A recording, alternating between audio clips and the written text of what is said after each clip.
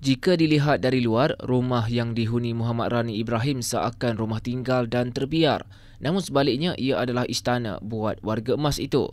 Dengan struktur rumah yang sangat daif dan bila-bila masa sahaja boleh menyembah bumi, Muhammad Rani, 61 tahun, tetap setia menjaga rumah pusaka orang tuanya meskipun tinggal berseorangan.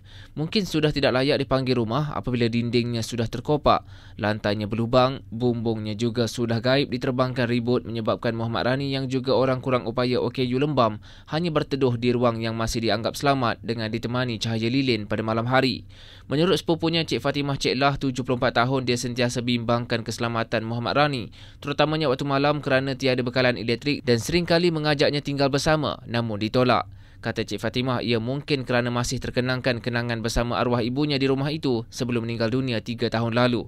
Cik Fatimah berkata dengan keadaan lantai yang berlubang dan sebahagian dinding sudah tiada, Muhammad Rani menerima ancaman haiwan liar yang sesekali memasuki rumah antaranya musang, biawak dan babi liar. Katanya lagi waktu siang Muhammad Rani kerap keluar merayau sama ada untuk mencari makan atau berasa bimbang jika berlaku runtuhan struktur rumah. Terdahulu, Badan Bukan Kerajaan NGO Persatuan Generasi Sejahtera atau Ais Sejahtera yang diketuai pengerusinya Datuk Muhammad Hamizan Amzah hadir menziarah warga emas itu.